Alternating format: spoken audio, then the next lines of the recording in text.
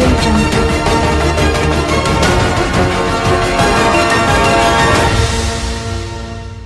Welcome to APTV 10. కలియుగం నుండి ఇప్పుడు ఉండే ఆధునిక ప్రపంచం వరకు ఇంటర్నెట్ కాలంలో సైతం కల్తీ లేనిది, కల్మషం లేనిది ఏదైనా ఉంది అనుకుంటే అది మాతృమూర్తి ప్రేమ మాత్రమే.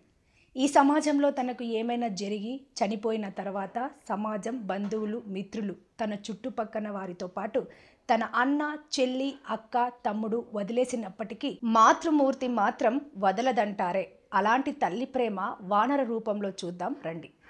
కర్నూలు జిల్లా కోసిగి మండల కేంద్రంలో గురువారం ఓ కోతి తన చనిపోయిన పిల్ల కోతిని తన వెంట తీసుకుని కోసిగిలోని రామచంద్రప్ప ఫ్యాక్టరీ నుండి మెయిన్ రోడ్డు మీదుగా పాత ఆర్డీటీ ఆఫీస్ వైపు తోటి కోతులతో కలిసి చనిపోయినటువంటి తన బిడ్డను ఎత్తుకెళ్లింది.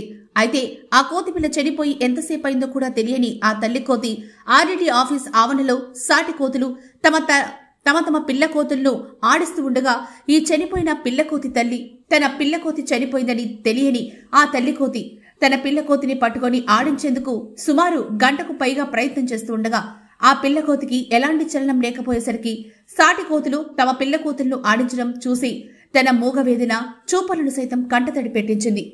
చనిపోయిన పిల్ల కోతిని తల్లి కోతి ఎత్తుకొని వెళుతూ ఉండడం అనేది చాలా హృదయ విదారక దృశ్యంగా చెప్పొచ్చు. ఇది మూగజీవుల్లో కూడా మాతృప్రేమ ఎంత బలంగా ఉంటుందో తెలుపుతుంది.